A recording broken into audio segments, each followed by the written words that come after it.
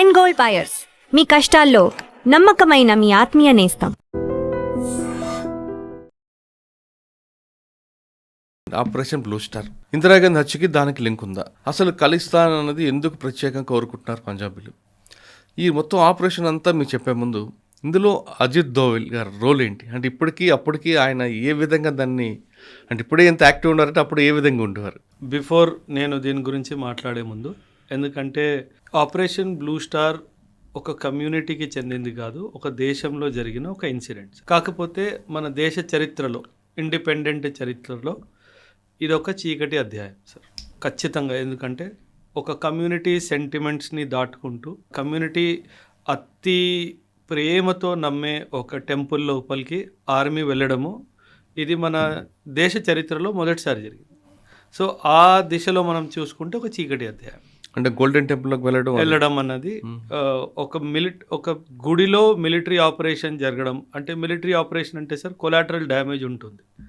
అంటే గుడి మీద బుల్లెట్ మార్క్స్ కానీ, దాని మీద చిన్న చిన్న మిజైల్స్ అలాంటివి వాడడం కానీ ఇవన్నీ జరిగాయి సార్. కరెక్టే, కానీ ఆ గుడిలోనే తీవ్రవాదాలు తలదాచుకున్నారన్నది ఇందులో అంటే జరిగింది అన్యాయం న్యాయం అది పక్కన పెట్టేస్తే, ఆ టైంలో ఆ పరిస్థితుల్లో అది అవసరం కూడా ఉంది, అందులో సందేహం లేదు సార్. దాని గురించి వెళ్ళే ముందు అసలు ఇండిపెండెన్స్ ముందు పంజాబ్ ఎలాగుండేది, హరిత విప్లవం ఏంటి, అక్కడ నుంచి ఎగ్జాక్ట్లీ సార్. అంటే సాధారణంగా ఇప్పుడు జనరేషన్ పిల్లల్ని మనం మాట్లాడితే గనక పంజాబ్ అనగానే సిక్స్ అనుకుంటారు సార్.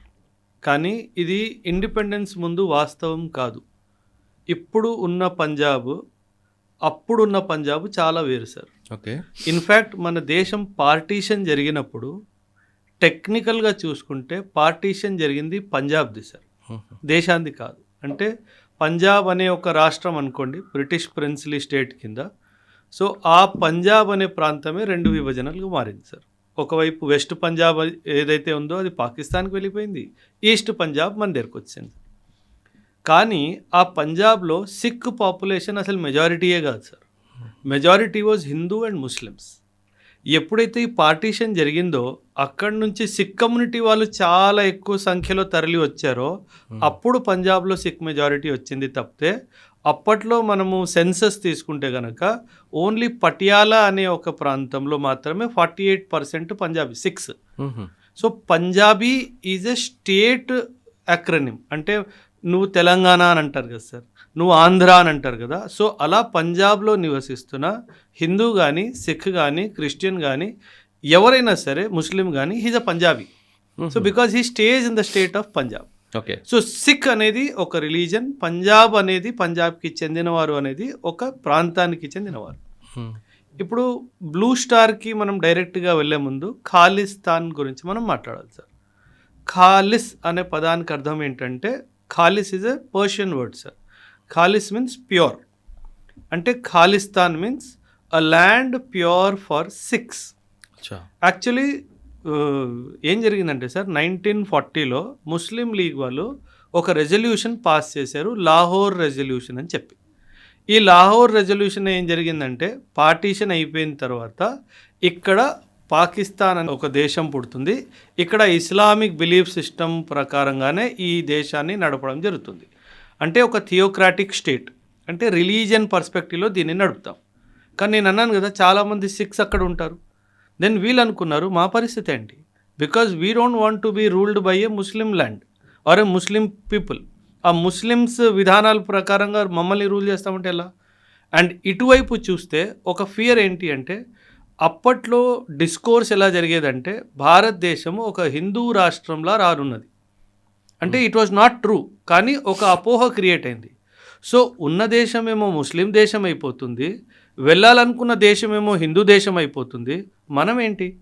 సో ఈ బ్యాక్గ్రౌండ్లో పుట్టిన ఒక కోరిక, ఒక డ్రీమ్ ఏంటంటే, మన సిక్ కమ్యూనిటీ కోసము ఒక సెపరేట్ ల్యాండ్ని మనము, ఒక కంట్రీని క్రియేట్ చేసుకోవాలి. దానికి పేరు ఇచ్చింది ఖాలిస్తాన్ సార్. ఓహో. అండ్ ఇది ఇప్పుడు చూడండి, పాకిస్తాన్ ఎంత కుట్రనో స్టార్టింగ్ నుంచే, నువ్వు ఖాలిస్తాన్ క్రియేట్ చేసుకో, నేను వెస్ట్ పంజాబ్లో కొంచెం భాగం కూడా నీకు ఇస్తాను. అది స్టార్టింగ్ నుంచి వాళ్ళు సపోర్ట్ చేస్తూ వచ్చారు. జుల్ఫికార్ అలీ భుట్టో, బెనజీర్ భుట్టో వాళ్ళ ఫాదర్, బెనజీర్ భుట్టో, జనరల్ జియావుల్ హక్, ఇలాంటి చాలా పెద్ద leaders of Pakistan they openly supported Khalistan movement. వాళ్ళకేంటంటే వాళ్ళకి మంచిది కదా సార్, అంటే పాకిస్తాన్కి ఇండియాకి మధ్యలో ఇంకో దేశం వస్తుంది అంటే వాళ్ళకి బఫర్ స్టేట్ కదా సార్, ఇంకా మంచిది. So that is the reason why they promoted Khalistan movement. ఈ ఖాలిస్తాన్ మూమెంట్లో వెపనైజేషన్ ఇదంతా జరిగింది కదా సార్, ఇదంతా వెపన్స్ రావడం, ఆయుధాలు రావడం, ఇదంతా జరిగింది కదా, ఇదంతా పాకిస్తాన్ వాళ్ళు ఆడిన నాటకం. ఓకే సార్, ఖలిస్తాన్ అనగానే మనకి బృందన్ వాళ్ళే గుర్తొస్తారు. అసలు ఆయన ఏంటండి, ఆయన అంటే మతానికి సంబంధించిన వ్యక్తా లేదా మిలిటెంటా? మతానికి సంబంధించిన వ్యక్తి దేశానికి విరుద్ధంగా వెళ్ళాడు. అంటే ఇప్పుడు మనము ఎవరైతే ఆయుధాలు తీసుకుంటారో మన దేశానికి ఎదురుగానో రాష్ట్రానికి ఎదురుగానో వాళ్ళని ప్రభుత్వం టెర్రరిస్ట్ అని చెప్పి డిక్లేర్ చేస్తుంది. సో జర్నైల్ సింగ్ బింద్రా అసలు సార్ దీనికి మీరు పొలిటికల్ డైమెన్షన్ కొంచెం అర్థం చేసుకోవాలి సార్, మన ఆడియన్స్ అందరికి కూడాను. దీనికి కొంచెం పొలిటికల్ రూట్స్ ఉన్నాయి సార్. పంజాబ్లో ఒక చాలా old and very famous party is Akali Dal. అవును. కాల్ అంటే సమయం సార్, అకాల్ అంటే బియాండ్ టైం, అంటే కాలానికి మించినది. అంటే మనం అంటాం కదా, మనం వస్తాము మనం వెళ్ళిపోతాం, మన కాలం 60 సంవత్సరాలు 70 సంవత్సరాలు 100 సంవత్సరాలు.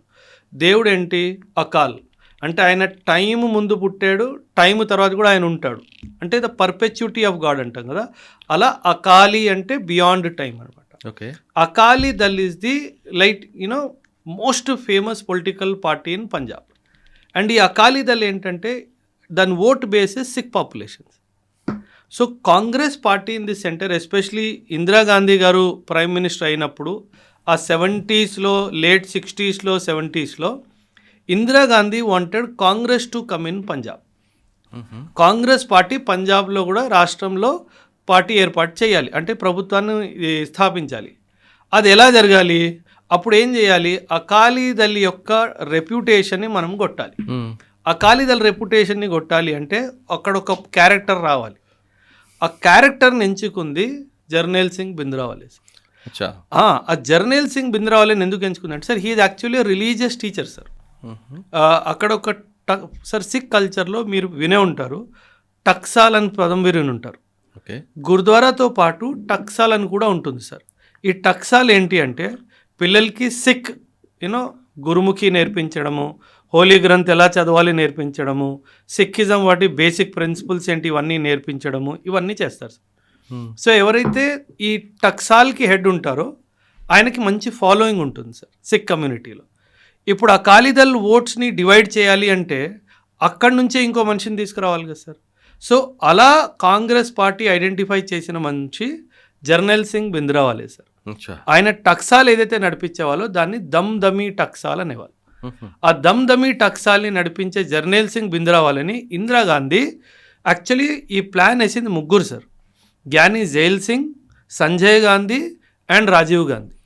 వీరు ముగ్గురు కలిసి ఈయనను ఐడెంటిఫై చేశారు, అకాలీదళ్కి విరుద్ధంగా ఈయన నిల్చోబెట్టచ్చు, సిక్ కమ్యూనిటీలో మంచి ఫాలోయింగ్ ఉంది, అకాలీదళ్ ఓట్స్ డివైడ్ అయిపోతాయి, మనకు పెద్ద ఛాన్స్ ఉంటుంది అని. అంటే ఖలిస్తాన్ని పెంచి పోషించింది అంటే డైరెక్ట్గా అనలేము, కానీ ఇండైరెక్ట్గా ఖచ్చితంగా మనం అనొచ్చు ఇందిరాగాంధీ గారు. ఎందుకంటే ఇందిరాగాంధీ గారు కాంగ్రెస్ పార్టీ నిర్ణయమో ఏదో సార్.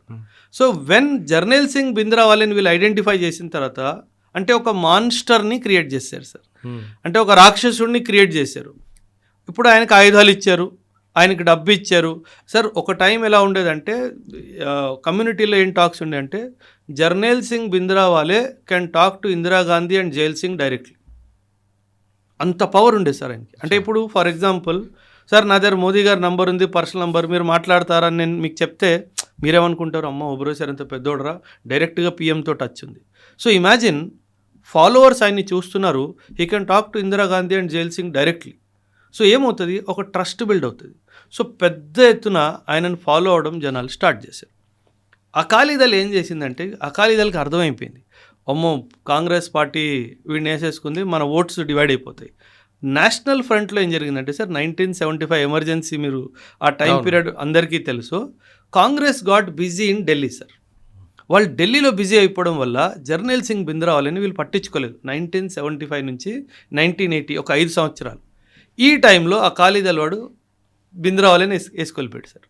సో ఏమైంది, నువ్వు సృష్టించిన మనిషి, నువ్వు డబ్బు ఇచ్చిన మనిషి, నువ్వు ఆయుధాలు ఇచ్చిన మనిషి, నువ్వు సపోర్ట్ ఇచ్చిన మనిషి వెళ్ళి అపోజిషన్ పార్టీలో కూర్చున్నాడు. ఇప్పుడు వీళ్ళని ఎలిమినేట్ చేయాలి. ఇప్పుడు ఈయన ఎలిమినేట్ చేయాలి అంటే ఆబ్వియస్లీ ఇందులో సార్ ఇన్ఫ్యాక్ట్ మీరు హిస్టరీ చదివితే ఒక ఆర్మీ చీఫ్ కూడా ఉన్నారు సార్. ఒక రిటైర్డ్ చీఫ్ అంటే జనరల్ ఆఫీసర్, జనరల్ షాబేగ్ అని చెప్పేసి. ఈ జనరల్ షాబేగ్ ఎవరైతే ఉన్నారో ఆయనని రిటైర్మెంట్కి కేవలం ఒక్క రోజు ముందు ఆయన్ని డిస్మిస్ చేయడం జరిగింది. అంటే కరప్షన్ ఛార్జెస్ ఆయన్ని అంటించి ఆయన డిస్మిస్ చేశారు. ఆయన కోపం వచ్చి ఆయన జర్నల్ సింగ్ బింద్రాలతో చేతులు కలుపుకున్నాడు. ఆయన ఏమన్నాడు, నేను ఆర్మీలో జనరల్, అసలు యుద్ధం ఎట్లా పోరాడాలో నేను నేర్పిస్తా, ఆయుధాలు నువ్వు మేనేజ్ చేయి. మనం గోల్డెన్ టెంపుల్ పరిసర ఏదైతే ఉంటారో అకాల్ తఖత్ సార్, మనం గోల్డెన్ టెంపుల్ అంటే ఆ వాటర్లో మధ్యలో ఉండేది గోల్డెన్ టెంపుల్ సార్, దానికి ఎదురుగా అకాల్ తఖత్ ఉంటుంది. Actually Akal Takht is more sacred sir. Okay, golden temple is symbolic. ఆ వాటర్ మధ్యలో చాలా బ్యూటిఫుల్గా చాలా బాగా కన్స్ట్రక్ట్ చేశారు. That is a symbolic representation. కానీ సిక్ కమ్యూనిటీలో టెంపోరల్ సీట్ అంటారు కదా, అంటే ఇప్పుడు ఇస్లాంలో మెక్కా మదీనా ఇలా most important places. So Sikh కమ్యూనిటీలో అకాల్ తఖత్ అంత important place. So Akal Takht is where all Sikh కమ్యూనిటీకి సంబంధించి instructions India wide and world wide కూడా ఇవ్వబడతాయి. అంటే సిక్ ప్రాక్టీసెస్ ఎలా చేయాలి, సిక్ అబ్బాయిలు ఎలా ఉండాలి, సిక్ ఉమెన్ ఎలా ఉండాలి, సిక్ కమ్యూనిటీలో పెళ్ళిళ్ళు ఎలా జరగాలి, ఇవన్నీ ఇన్స్ట్రక్షన్స్ ఇచ్చేది Akal Takht sir. So it is a temporal seat of Sikhs. ఆ అకాల్ తఖత్ని జనరల్ షాబేగ్, జర్నల్ సింగ్ బింద్రావాలే అండ్ ఆయన ఫాలోవర్స్ అందరు కలిసి దాన్ని ఒక మిలిటరీ ఫోర్టిఫైడ్ ఫోర్ట్ లాగా కట్టేశారు. సో ఈ 75 నుంచి 1982-83 వరకు ఇదంతా జరిగిపోయింది. సో అప్పుడు ఇందిరాగాంధీకి అర్థమైంది, అమ్మో నేను సృష్టించిన రాక్షసుడు నా కంట్రోల్లో ఇంకా పోయాడు, వీడిని ఎలిమినేట్ చేయాలి. సో వీళ్ళు చాలా తెలివిగా, ఎందుకంటే టెంపుల్ లోపల ఆర్మీ రాలేదు అండ్ వీళ్ళకి చాలా బాగా తెలుసు పోలీసు పారామిలిటరీ ఫోర్సెస్ మనం కంట్రోల్ చేయలేదు, ఎందుకంటే దే హ్యావ్ క్రాస్ దట్. ఎందుకంటే ఒక ఆర్మీ జనరల్ ఆఫీసర్ నాకు సపోర్ట్ ఇచ్చాడంటే కంప్లీట్ మిలిటరీ టాక్టిక్స్ వస్తాయి.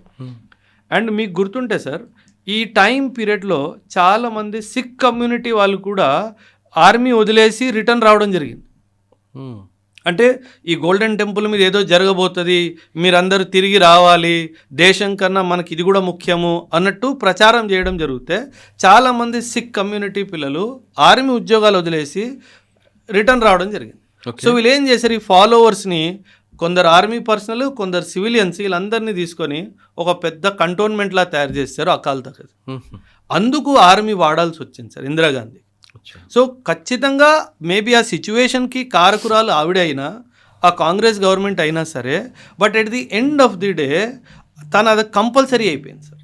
ఎందుకంటే వాళ్ళు ఏమనుకున్నారంటే మనం కమ్యూనిటీ సెంటిమెంట్ కదా, ఖచ్చితంగా ప్రభుత్వం దీన్ని టచ్ చేస్తే ప్రభుత్వం మీద రాళ్ళు ఇసురుతారు, అందుకే ప్రభుత్వం ఇది టచ్ చేయదని మనకి ఇది సేఫ్ సైడ్ అని చెప్పేసి వాళ్ళు అక్కడ లోపలికి వెళ్ళడం జరిగింది. అంటే ఆమె పెంచి పోషించి పామును ఆమె చంపడం స్టార్ట్ చేస్తుంది, చంపింది.